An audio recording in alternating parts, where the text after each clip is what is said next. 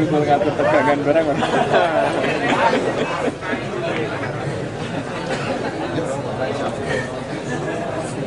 Oke, seperti yang tadi saya ungkapkan, silakan teman-teman, saya memberi kesempatan mungkin pada 5 orang. Depan 1, 2, 3, lanang kabeh. Nah, sik apa itu loro ngono lho. Apa telu? Wis sampai di 3, 4, 5, satu lagi nggak apa-apa. Nah, di sini tadi 6. Saya minta teman-teman untuk tolong nama dari mana. Saya kepengen di belakang dulu mas. Sini. Lo kok tadi lanang ya buri?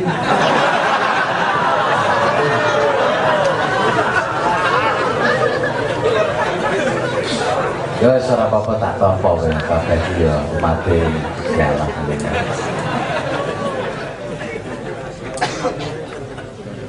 Bunyi nggak mas? Mik. Mas, Irfan tolong ke mundur miknya.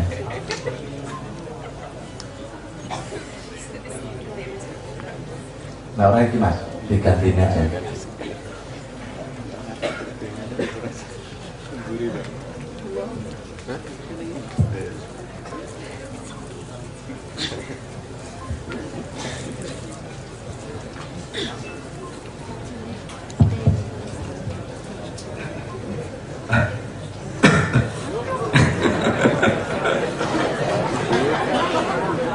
Enak.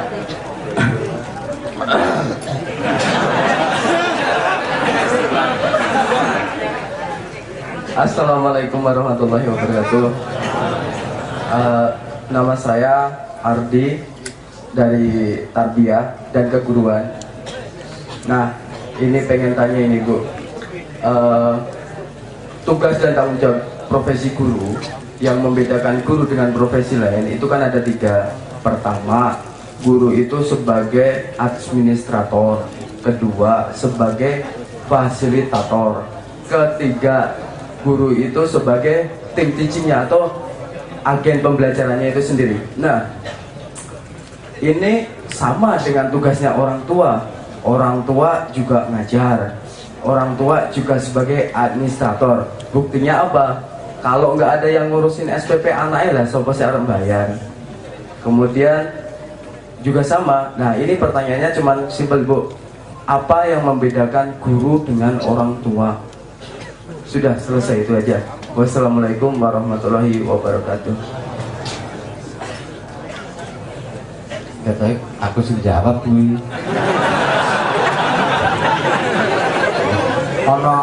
Ono guru sing dadi wong tua ning ono wong tua sing ora dadi guru. Enggak, orang. Tadi di sebelahnya ada ya yang dekat, silakan. Buri apa mau? Oh, kesek kono aja ditinggal sik buri sik. Sing selalu ditinggal sing buri ya masalahnya mulane sing buri sik.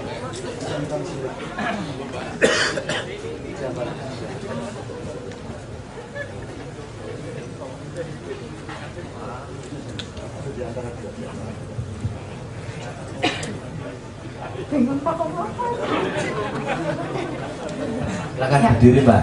Makasih. Sebenarnya saya ingin dari dulu gitu aku tadi grogi tuh langsung terlalu hidup.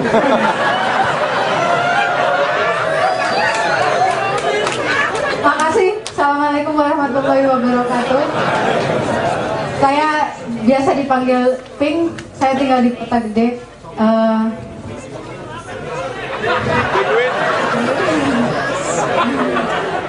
Bertegala. Makasih.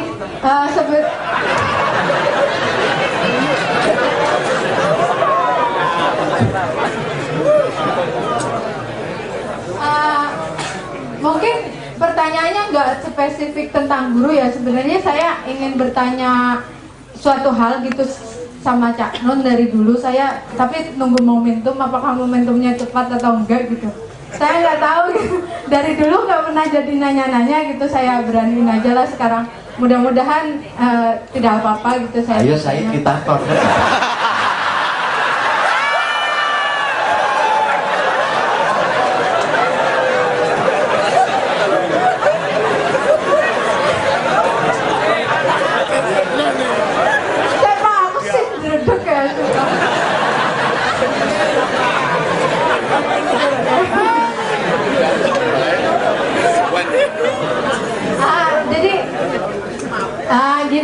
Sejak kecil gitu saya sering bertanya-tanya tentang sebetulnya apa sih maksud Tuhan dengan kehadiran saya di dunia ini. Kenapa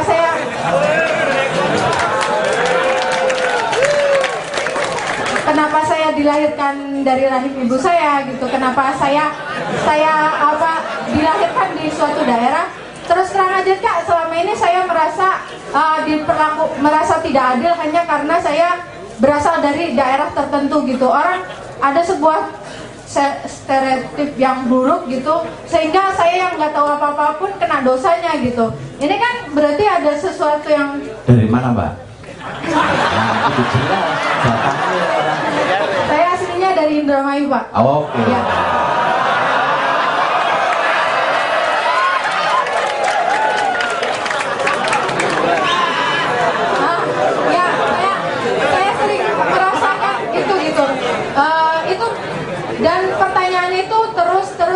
Terus menerus hadir gitu dalam pikiran saya sampai kemudian dalam kehidupan sehari-hari persoalan takdir kan tidak hanya berhenti sampai di situ gitu.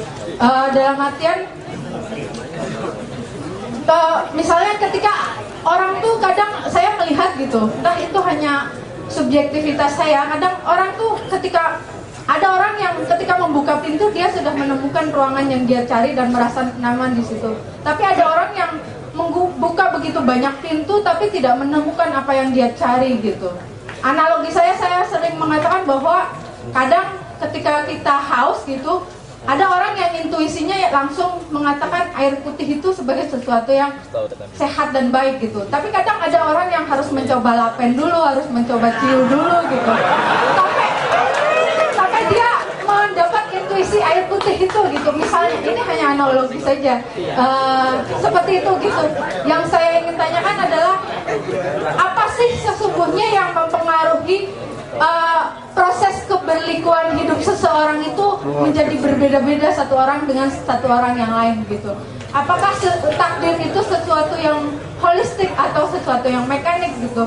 Atau apakah bagaimana menurut Cak Nun tentang karma sendiri itu apa? Kadang saya juga sering bertanya karma itu muara dan hulunya di mana sih? Karena dulu waktu kecil ketika ibu saya sering marahi saya, kalau jadi anak nggak boleh durhaka katanya. Nanti anak kamu kecil nanti kamu kalau punya anak durhaka lagi sama kamu. Saya dengan entengnya menjawab, berarti ibu dulu durhaka dong sama kamu. Ya itu mungkin yang sering kali menjadi pertanyaan saya, sebetulnya hulu dan muara dari karma sendiri seperti apa ya. Gitu. Mungkin seperti itu. Makasih. Ya. Mikirnya ke depan. Orang wanita kan jebul di tak catat ini papa dari letakkan 4 hal ini. Oke, silakan yang lain. Mic-nya tolong di estafetkan. Aku daftar urung mau singin daftar sih. Oke, kesini dulu ke depan nih. Engkau ya, kedua ya. Tolong Mas Mik.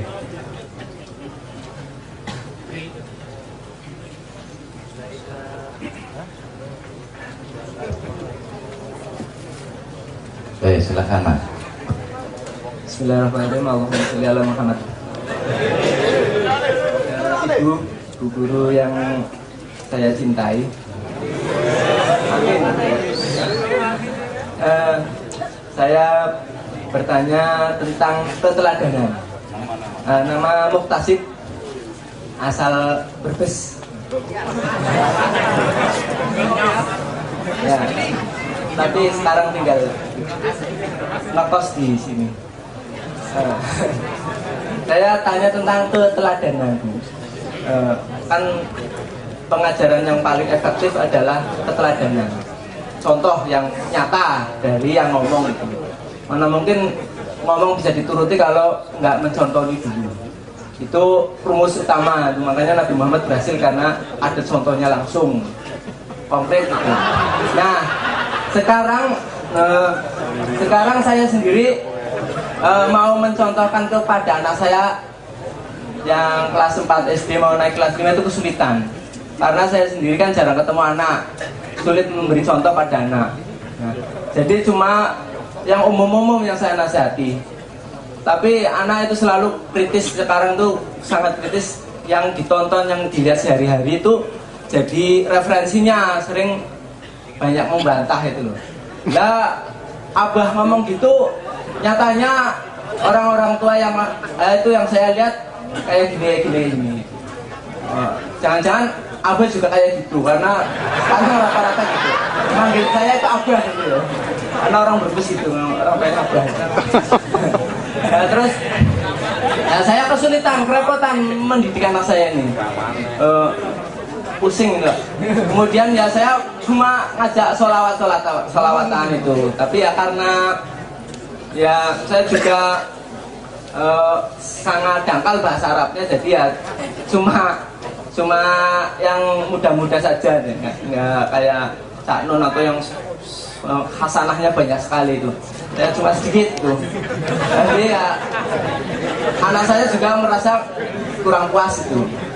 Nah, mencari yang bahkan dia itu karena suka nonton TV ya, kadang referensinya dari TV, dari lingkungan sekitar itu saya kesulitan loh, terus terang. Apalagi kalau kadang anak saya sampai ngomong tentang SBY, tentang menteri-menterinya, tentang korupsi, tentang macam-macam gitu loh. Saya tuh waduh pusing gitu loh. Gimana nih ya caranya loh? Ini Indonesia sudah salah kejadian gitu loh. Jangan mengambil contoh dari mereka-mereka itulah. Nah, Anda itu mau mimpin tahun besok itu ya Anda sendiri. Kalau saya panggil anak saya itu Anda. Karena saya saja karena anak itu punya potensi yang besar dan punya potensi dewasa itu loh. Karena kritis sekali itu. Namanya Hafiz anak saya itu. Kemudian gini loh, mengapa sampai salah kejadian? Ya berarti kan Abah juga ikut salah. Karena kan dulu itu jadi ya saya astagfirullahaladzim, saya mohon ampun pada anak saya karena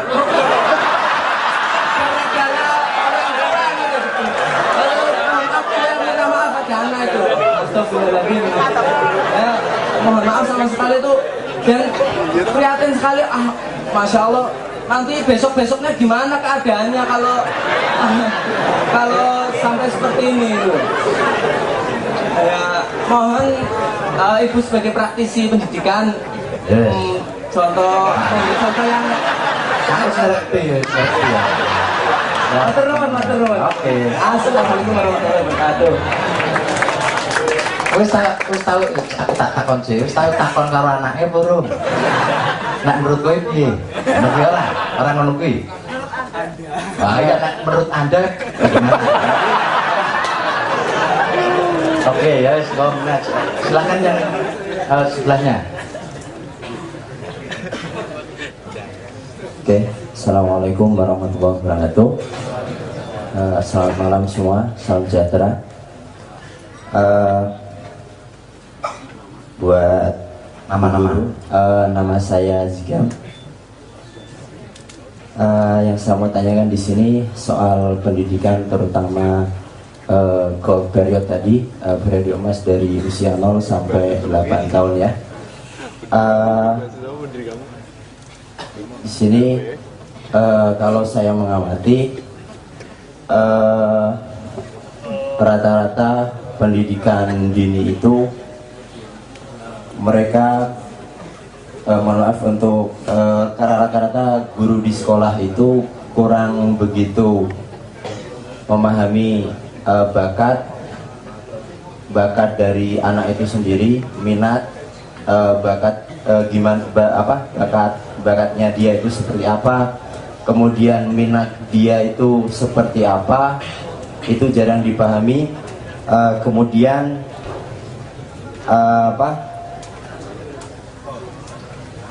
bakat, minat, juga karakter. Yang saya lihat anak itu seusia itu masa-masanya mereka mengembangkan apa yang mereka potensi apa yang mereka miliki. Tapi pada kenyataannya seakan-akan mereka itu dieksploitasi, mereka itu ditekan, dan masa kanak-kanak mereka itu hilang dengan kurikulum yang ada. Padahal seorang anak itu pun memiliki hak dari seorang anak itu, entah kasih sayang, entah perlindungan dan lain sebagainya. Di situ yang sekiranya yang mau saya tanyakan, bagaimana solusinya atas kasus itu. Dan bagi saya yang namanya seorang guru itu tidak harus di sekolahan, karena dimanapun dia berada, ketika dia mendapatkan sesuatu yang baru, itulah guru bagi dia. Terima kasih. Assalamualaikum warahmatullahi wabarakatuh. Oke, silakan sebelah sini.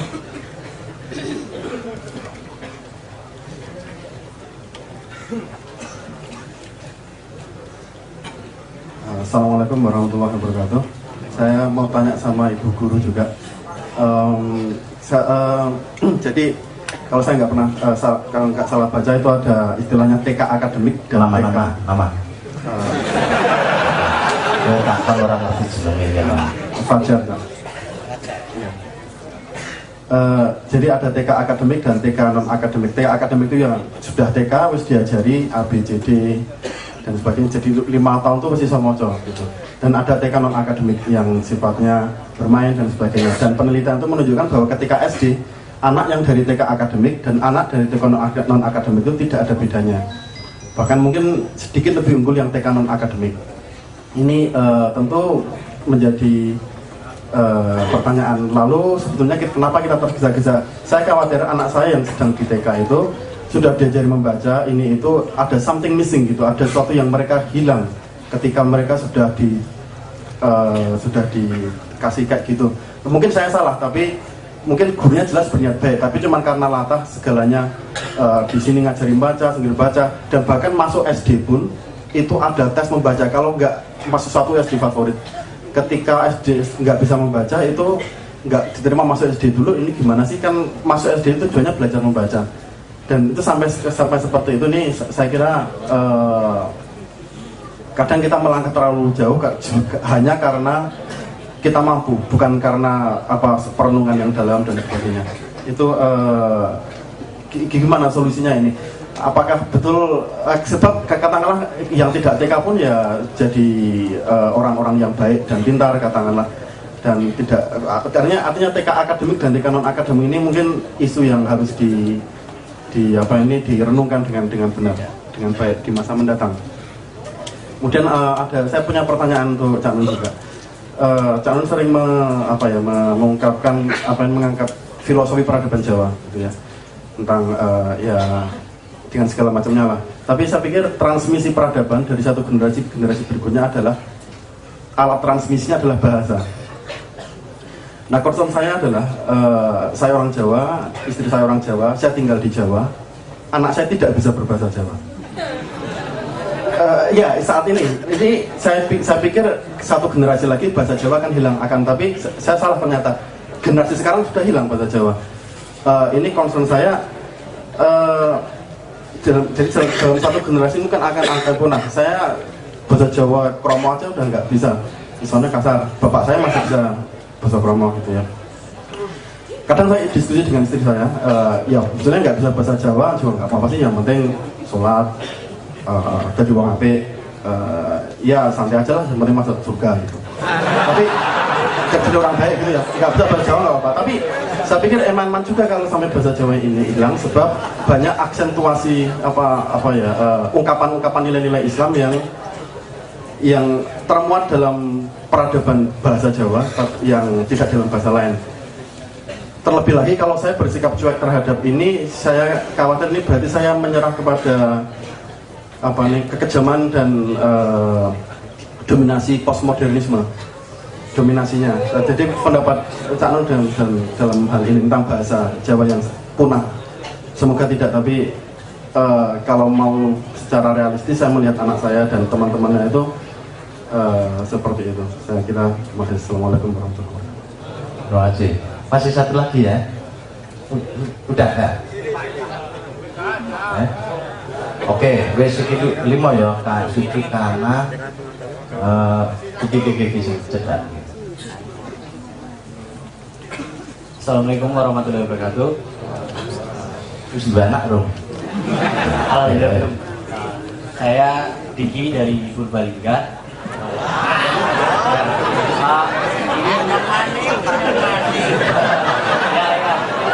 Ini bertanya untuk Ibu Wahya ya, sebagai kebetulan saya pernah membaca resensi tentang Sanggar Anak Alam dan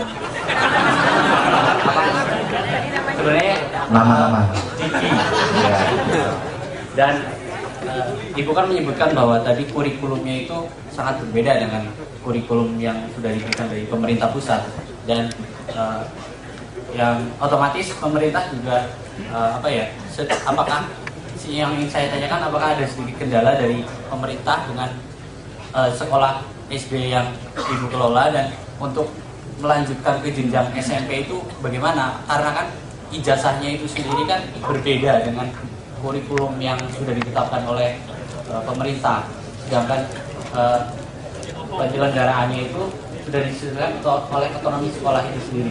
Dan itu mungkin pertanyaan dari saya. Terima kasih. Wassalamualaikum warahmatullahi wabarakatuh. Oke, sementara ini karena kita juga ada banyak tamu, ini nanti saya pikir juga bisa bergabung di dalam tema yang malam ini coba kita gali bersama. Ada 6 pertanyaan ya. Yang pertama ini nanti untuk Bu Wahya dan Mbak Din, juga teman-teman guru yang lain kalau ada apa bedanya tugas guru dan apa bedanya sih guru dan orang tua murid.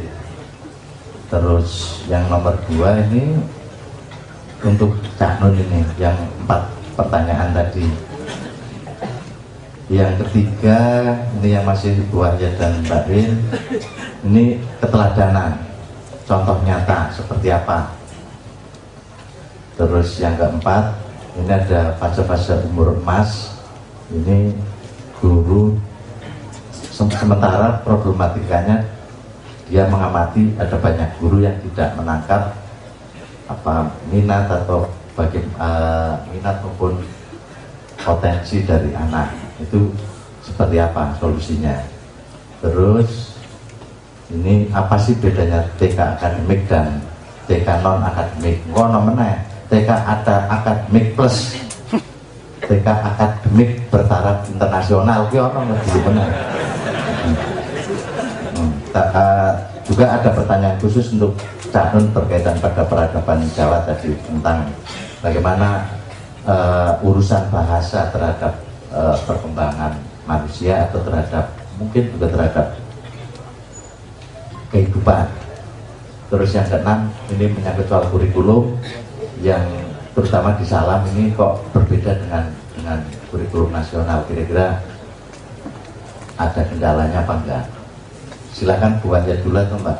Silakan Bu Wahya dulu. Terima kasih. Tadi yang pertama, apa bedanya guru dengan orang tua murid? Nah, ini kita kembali lagi melihat sejarah sebetulnya sekolah itu sendiri kan sebetulnya apa, itu dari bahasa yang kalau diterjemahkan itu kalau ada waktu luang gitu ya. Nah jadi pada prinsipnya di awal pendidikan itu memang orang tua yang berperan seperti itu. Nah tetapi di dalam perkembangan sejarah dan juga mungkin ada kepentingan secara politis, kemudian ini sekolah dijadikan lembaga yang begitu kuat mengakar. Bahkan sekarang di depan tadi saya sudah katakan sampai orang tua itu kehilangan hak asuh atau kepercayaan diri untuk mengasuh anaknya, sampai nilai-nilai itu pun diserahkan kepada lembaga seperti itu. Nah ini yang justru harus kita cermati bersama gitu. Jadi bagaimana, dan sekarang juga sudah mulai banyak orang memilih homeschooling sekalipun masih dalam kerangka mencari ijazah. Tapi kalau kita mau kembali lagi, pendidikan itu sebetulnya apa sih? Kan tadi memanusiakan manusia. Nah apakah dengan jenjang-jenjang yang tadi misalnya SD, SMP, SMA itu semuanya adalah memanusiakan manusia? Nah itu yang harus kita pertanyakan. Justru saya kembalikan lagi, dan sebetulnya guru ini dibutuhkan apabila memang orang tua sudah tidak mampu gitu. Nah kemudian oke lah, ada beberapa yang memang harus mengguru gitu, harus di, makanya dulu ada pesantren seperti itu juga ya, ada nyantri kemana gitu ya, jadi ada istilahnya mengguru seperti itu. Nah tetapi dalam perjalanannya memang sekarang pun guru itu sendiri sudah dikebiri lagi. Taruhlah sekarang dengan adanya UAN, siapa sebetulnya yang mengawal proses pendidikan yang ada di sekolah? Taruhlah SD itu 6 tahun. Siapa sesungguhnya yang tahu anak ini mampu atau tidak? Siapa sebetulnya? Guru kan mestinya. Tetapi siapa yang menentukan lulus dan tidaknya? Itu hanya dalam waktu 3 hari, dan itu kebijakan itu sangat kuat. Dan kenapa kita nggak berani melawan itu? Nah jadi, kenapa proses yang 6 tahun ini hilang hanya karena waktu 3 hari gitu. Kemudian SMP juga seperti itu, proses yang 3 tahun, kemudian SMA yang proses 3 tahun itu hilang karena guru tidak punya hak untuk menentukan lulus dan tidaknya. Nah ini sudah melanggar hak menurut saya. Itu yang pertama. Kemudian tadi bagaimana sih dengan keteladanan? Oke, keteladanan memang itu diperlukan. Tetapi tadi di awal saya mengatakan bahwa sebetulnya anak adalah maha guru bagi dirinya. Artinya apa? Artinya anak juga punya kemampuan kritis. Anak ini bukan bejana kosong. Jadi dia juga punya sesuatu yang mesti dikembangkan. Orang tua, guru juga boleh salah. Salah satu kenapa anak saya dulu keluar, karena dia selalu mengatakan, emang guru nggak boleh salah. Nah kalau mengkritik guru katanya dibilang kurang ajar. Nah karena gurunya harus benar terus gitu. Ya kita kan manusia, kita juga punya punya kelemahan, kita bisa salah. Tetapi yang justru kita harus legowo, kita mengakui kalau kita memang salah. Kalau kita memang tidak tahu, ya ayo kita mencari tahu bareng-bareng seperti itu. Nah jadi keteladanan itu memang perlu, tetapi itu tidak mutlak karena di dalam anak itu sendiri juga ini bukan bejana kosong yang harus diisi karena kita menganggap bahwa anak tidak tahu apa-apa. Nah anak adalah maha guru bagi dirinya. Dia bisa mengkritik, dia bisa melihat sesuatu yang kalau misalnya tidak baik ya nggak apa-apa. Tapi apakah orang dewasa yang di sekitarnya memberi kesempatan anak itu tahu yang benar dan yang salah? Apakah guru atau orang tua juga legowo kalau kita dianggap salah? Saya masih ingat betul waktu itu suami saya punya 2 kantor, dan yang satu itu nyaman gitu ya. Jadi kalau anak saya itu biasanya kalau dia pamit yang ke kantor yang satunya dia pasti ikut. Nah kemudian anak saya tanya, Pak, Bapak arep neng ndi? Dia lama sekali gitu loh nggak jawab. Aku tuh tahu Bapak itu sedang berpikir untuk bohong. Aku kira arep melu kok. Gitu loh. Nah terus saya tanya, kok kamu bisa punya kesimpulan? Ya soalnya Bapak suwi kok sing jawab. Mesti arep mikirnya, waduh aku nek arep neng kantor iki kok kayak melu gitu ya. Nah jadi sampai seperti itu, dan akhirnya kami juga iya juga sih gitu ya. Nah Jadi anak punya kepekaan juga, dan itu ya kita juga harus lilo bowo gitu. Kalau kita memang salah ya kita mengakui. Itu kemudian masa emas. Nah itu yang tadi saya mengatakan bahwa ini salah kaprah gitu ya, karena yang tadi masa Wirogo itu justru di Indonesia jadi masa Wiromo. Karena apa? Karena anak ini kan gampang sekali diatur. Ya dia suruh duduk manis, suruh pakai baju yang seragam, yang ada dasinya, ada yang pakai sepatu. Nah padahal kan ini sudah mengingkari sebetulnya. Kalau kita mau mengatakan bahwa masa Wirogo berarti ya dia harus bisa bebas gitu. Bagaimana dengan sepatu pantofel yang harus dipakai dari pagi sampai sore? Bagaimana dengan baju yang harus pakai rompi, pakai dasi, itu dia harus bermain bebas. Nah ini, dan kemudian juga guru sibuk karena memang ada kurikulum yang mendesain bahwa ada RPP gitu ya. Jadi apa itu? Rencana program belajar ya, karena saya nggak hafal itu singkatannya seperti itu. Jadi guru akhirnya sibuk membuat rencana-rencana itu. Nah kami yang sekarang ini, yang kritik kami, dan kami mencoba, sekalipun ini belum sempurna, karena bagaimanapun gurunya ini juga produk-produk sekolah yang sudah mainstream seperti itu, yang tadi menganggap bejana kosong tadi. Nah kami mencoba bahwa guru itu mengamati. Nah istilah ininya katanya ada project work seperti itu ya. Jadi anak itu yang saat ini sedang dia minati apa? Nah biasanya itu dari pengamatan, kalau yang diminati itu pasti anak akan membicarakan itu. Obrolannya itu pasti yang dia senangi. Sama seperti kita orang dewasa, kalau kita lagi senang sesuatu, kita pasti ngomongnya tentang itu terus. Nah ini kecermatan guru mengamati apa sih sebetulnya yang sekarang sedang dibicarakan oleh anak-anak. Nah itu yang kita masuk menjadi pembelajaran bersama. Nah kemudian itu yang individu, tapi kemudian juga ada kelompok. Biasanya masing-masing anak itu kemudian, oh yang senang ini beberapa anak, yang kemudian senang ini beberapa anak gitu ya. Nah itu kita kelompokkan. Dan guru yang tadi saya mengatakan bahwa tot wuri itu di situ perannya. Jadi bagaimana kita mendengarkan. Jadi guru harus punya kesempatan atau punya kerelaan untuk mendengarkan, kemudian untuk mengamati. Nah setelah itu memberi penguatan. Oke, apa yang tadi dibicarakan, yuk kita realisasikan bersama-sama. Nah jadi itu, jadi kemudian tugasnya guru merekam proses. Nah kemudian ini istilahnya kalau guru udah merekam proses, kemudian dianalisa, direfleksikan kembali, kemudian dilakukan kembali. Nah tugasnya itu, jadi bukan, wah hari ini nanti ada menghafalkan tadi yang A, E, U, E, O, babi, bu, bebo, seperti itu. Nah kemudian ada hal yang sangat, karena ini sebetulnya tadi saya sudah ngobrol sama Cak Nun, ini kolonial itu sudah begitu masuk, merasuki kita semua, dan segala sesuatu sampai membaca itu pun, itu kita maknai bahwa membaca itu juga A, E, U, E, O, babi, bu, bebo. Padahal sebetulnya membaca itu bisa membaca situasi, membaca moco kahanan gitu ya. Bayi, anak itu sangat peka. Kalau orang tuanya lagi gundah hatinya, pasti bocah gue rewel. Atau misalnya mau ada sesuatu, anak ini jadi tidak nyaman. Nah tapi ini dimatikan gitu loh, hal-hal seperti itu, karena orang juga tidak percaya bahwa anak itu bisa belajar membaca dari gambar. Kami barusan dapat hadiah dari pemerintah, buku gambar yang ini hardcover dan bagus, tapi tadi saya lupa bawa.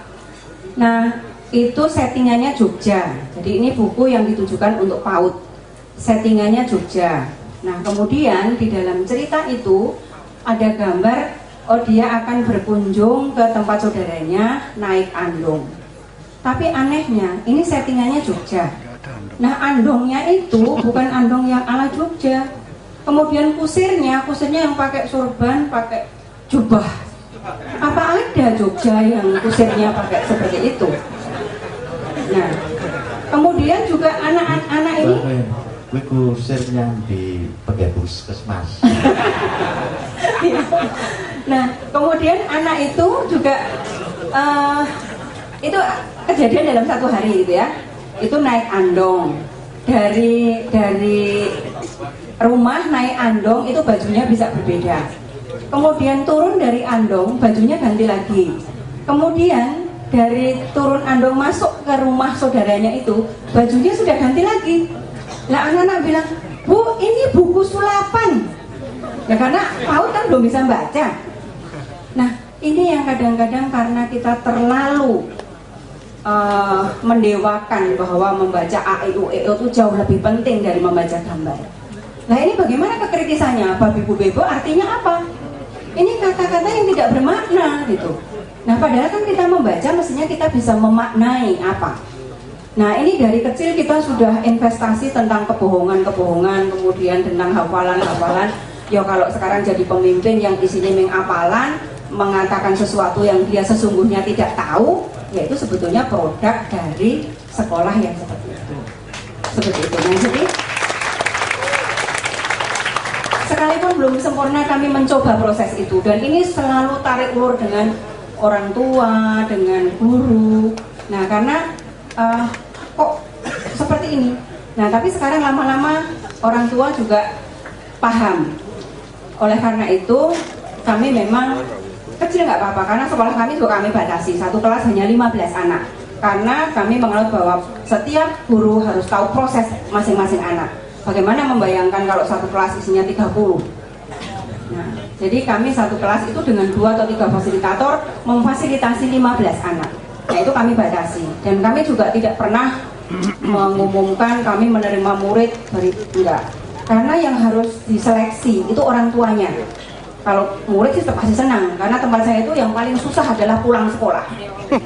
Jadi sekolah itu sebenarnya jam 11 sudah pulang, tapi bisa jam 4, bisa jam 6 baru pulang. Jadi orang tuanya juga harus datang ke rumah gitu. Nah, karena mereka sudah menemukan kenyamanan atau apa seperti itu. Nah, yang kita seleksi dari awal adalah orang tua. Karena model pembelajaran yang seperti ini tanpa didukung oleh orang tua, habislah sudah. Karena kan itu tadi masih harus hafal matematika, bahasa Indonesia, yang apa yang itu semua kami tidak lakukan. Nah kemudian yang terakhir kurikulum. Nah bagaimana dengan kurikulum? Ya kita misalnya mau mengikuti kurikulum nasional, sehingga harus diikuti yang mana? Karena kurikulum sendiri berganti-ganti terus seperti itu. Nah kami lebih menganut pada proses. Jadi pembelajaran kami memang ada perspektif bahwa kita konsentrasi ada di pangan, kesehatan, lingkungan hidup, dan sosial budaya. Nah ini di dalam proses itu ini harus nampak. Kenapa saya memilih itu? Karena pangan ini sudah merupakan masalah yang sangat krusial gitu ya, karena sudah dipolitisir gitu. Kita ini negara agraris, tapi kebutuhan pangan kita hampir semua bertumpu pada impor. Belum kita bicara makanan sehat, tapi justru yang muncul adalah program cuci tangan pakai sabun, tapi bukan apa yang masuk ke dalam tubuh. Tetangga saya petani-petani itu kalau misalnya dikirim makan ya cucinya di talen kemudian dilap kayak gini, itu juga tidak mati muda gitu ya, matinya juga sudah tua gitu. Nah, jadi bukan masalah cuci tangannya gitu, tapi bagaimana asupan yang masuk. Dan beberapa ini tetangga saya barusan ini meninggal karena keracunan tempura dari masih TK. Nah yang seperti ini malah lewat gitu. MSG, kemudian pengawet, dan waktu mau lebaran itu TV menyiarkan 60% makanan di Indonesia tidak layak konsumsi. Tapi 60% itu apa aja? Tidak pernah dijelaskan secara gamblang. Kemudian susu formula terkontaminasi bakteri. Tapi ya sudah dilepas gitu aja, kemudian masyarakat dibiarkan bingung, dibiarkan ini kan tidak bertanggung jawab. Ya oleh karena itu kita harus memilih gitu loh, bahwa pangan adalah masalah yang strategis, yang harus kita.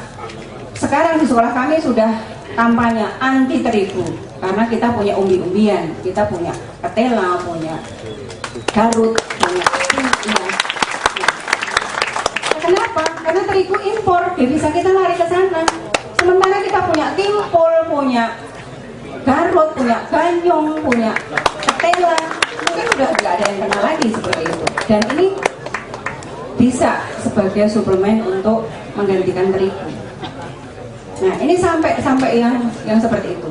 Nah kemudian memang kita agak ada kendala untuk perizinan. Kami tidak bisa masuk sekolah formal. Tapi kami karena orang tua sudah sepakat, karena kalau sekolah formal yang pertama, syarat pertama itu gurunya harus lulusan PGSD. Sementara kami nggak punya yang lulusan PGSD seperti itu. Kalau kurikulum katanya mereka masih bisa masuk. Ini sebetulnya dengan belajar pangan, belajar apa juga sudah di situ ada matematika, ada IPA, ada apa, mereka bisa mengerti katanya. Nah, kami legalitasnya memang sekolah non formal. Jadi nanti ujiannya ujian kesetaraan. Bagi kami nggak masalah. Yang penting ini ada legalitasnya. Kemudian kalau mau melanjutkan kemana, itu nggak masalah. Jadi dengan paket A, paket B, paket C itu bisa. Dan mohon doa restunya juga. Ini ke depan kami juga akan menyelenggarakan SMP, SMA. Ya mungkin itu. Dan ada satu tadi yang bahasa Jawa tadi. Saya kemarin barusan ngobrol juga. Yang sekarang kan ada di Jogja ini ada komunitas yang eko-efisiensi. Nah, kita kan senang banget kalau pakai istilah-istilah yang kebarat-baratan gitu ya. Nah, terus kemudian green opo ini yang. Nah ternyata kita punya istilah Jawa yang dan itu sudah sangat arif gitu ya. Ternyata gemi nastiti ngati-hati itu artinya itu tadi eko-efisiensi gitu. Nah kemudian yang global warming ini kita punya program yang namanya Memayu Hayuning Bawono. Nah, jadi Bawono itu sudah ayu. Sekarang tinggal memayu aja, membuat ayu saja gitu. Nah, tapi kan kita senang global warming terus apa gitu. Nah kita punya istilah-istilah yang itu dan sangat kaya. Sebetulnya dengan kita belajar bahasa kita jadi bisa memaknai itu. Terima kasih dan enggak. Jangan pakai Mbak. Ya, terima kasih.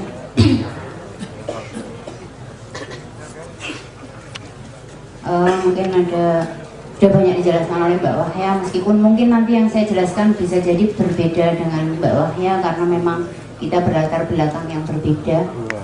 Mbak Wahya sudah ada SD-nya, mungkin saya lebih pada TK dan PAUD ya. Yang pertama tadi ada pertanyaan apa beda guru dan orang tua. Menurut saya ya sama-sama mendidik anak gitu ya.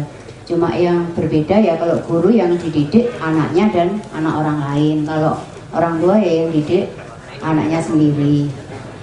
Kalau guru menurut saya itu panggilan jiwa. Tidak semua orang bisa jadi guru.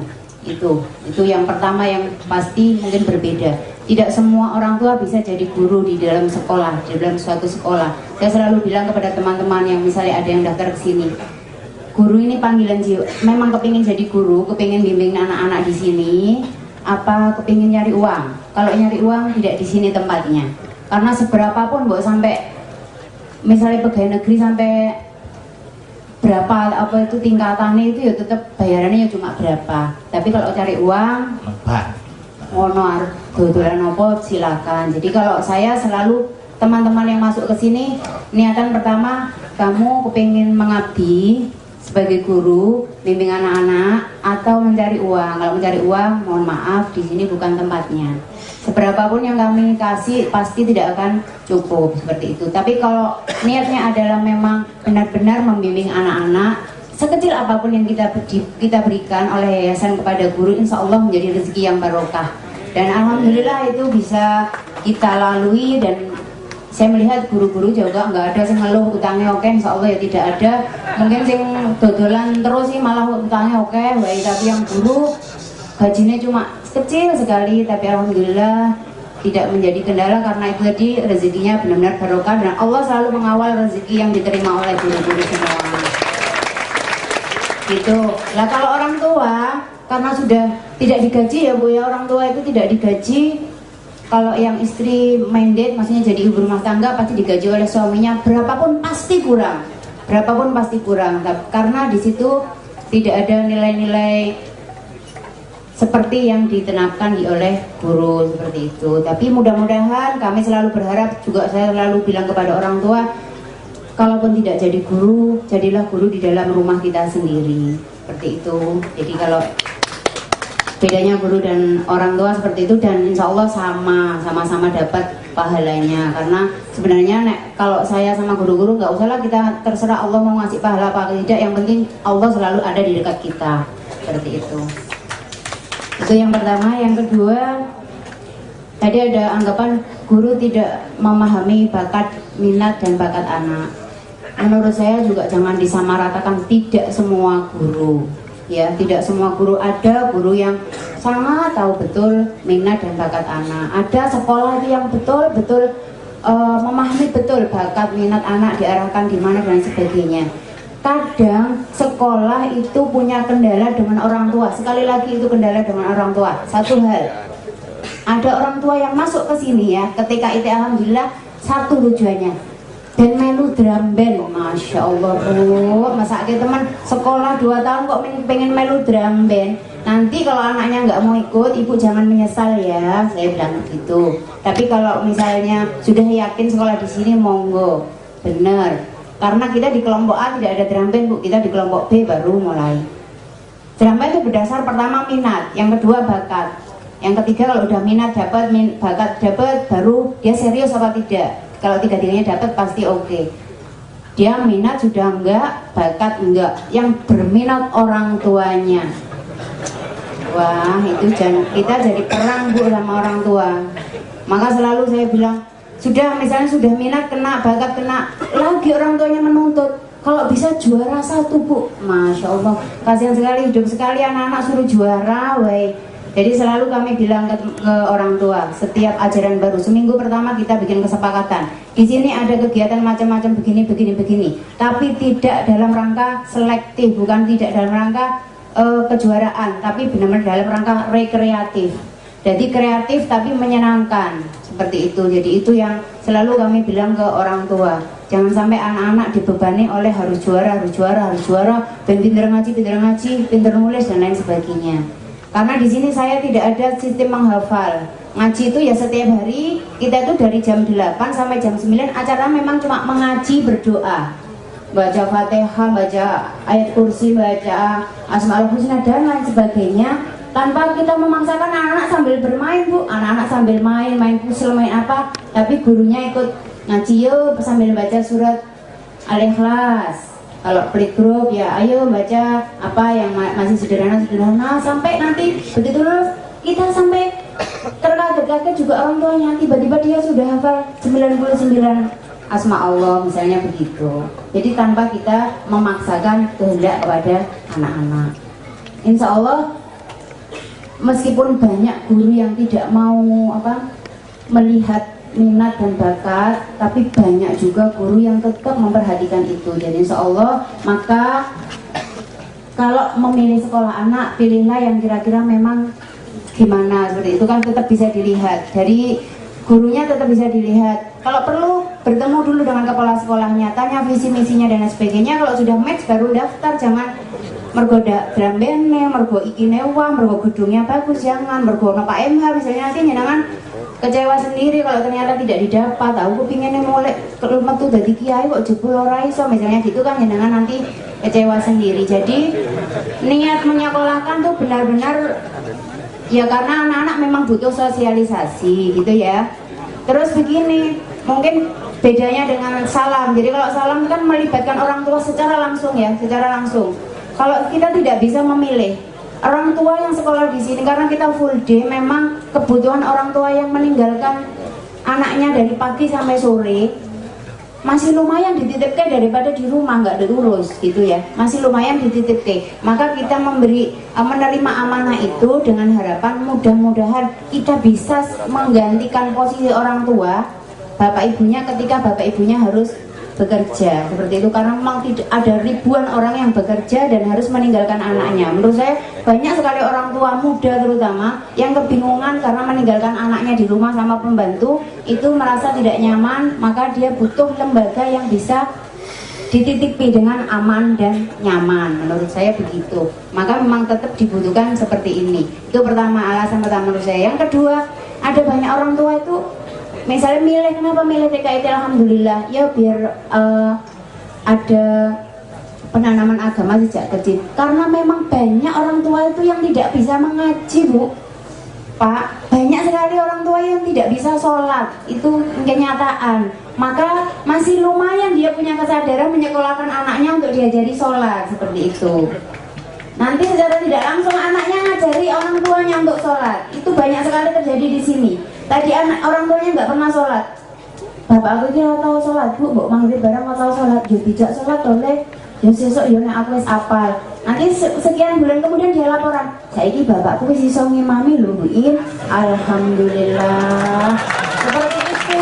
Itu jadi itu juga menjadi alasan. Jadi orang tua memang punya kesadaran bahwa dia tidak bisa secara ilmu, baik ilmu agama maupun ilmu umum untuk mendidik anaknya, maka dia butuh bantuan orang lain. Orang lain adalah lembaga yang dipilih oleh orang tua tersebut. Nah, posisi kita di situ. Jadi seperti itu. Itu, Bu. Terus yang terakhir ya, TK akademik dan TK non akademik. Sampai hari ini saya tidak pernah mendengar ada TK akademik dan TK non akademik. Jadi kalau ada TK yang mengajarkan baca tulis, itu memang tidak ada di dalam kurikulum. Kalau ada yang mengajarkan, itu karena tuntutan orang tua lagi. Tuntutan orang tua nek metu iki ya pokoknya pinter maca tulis. Lah tinggal pinter-pinternya guru di masing-masing lembaga punya kiat tersendiri, Bu, mengajarkan anak didiknya membaca. Kalau di tempat kami memang kita tidak mengajarkan membaca mandat A, I, U, E, O sama sekali tidak, tapi kita mengajarkan membaca, latihan membaca dan menulis dengan cara bermain. Anak-anak nggak tahu tiba-tiba ternyata bisa membaca apel, bisa membaca buku dengan dia bermain kartu dan lain sebagainya. Jadi seperti itu. Banyak memang TK yang mengajarkan anak-anak membaca, kalau perlu nanti jam 10 pulang les, ada les. Saya tidak ada seperti itu. Terus orang tua itu minta PR. Ada orang tua yang minta PR, Bu. Orang tua minta PR dan itu tidak boleh. Kalau di TK itu menurut saya nggak ada TK kayak PR. Kalau orang tua minta tak paksa, itu saya bilang Bu Guru, bilang aja PR, suruh ngitung sendoknya di rumah. Yes. Terus besok lagi suruh apa, Bu? Suruh nulis nama kakaknya. Nggak usah banyak-banyak, nama ibunya. Atau membantu orang tua mencuci piring, seperti itu. Jadi PR-nya itu bukan jenuh gitu, karena banyak orang tua yang salah kaprah ketika lawang di sini dari pagi sampai sore ya, Bu. Mereka itu ya wis koyo ning omahe dhewe, ada tidur siang, ada mandi, ada dan lain sebagainya lah. Sampai rumah itu ya wis kesel, kudune kan sudah bercengkrama dengan ibunya.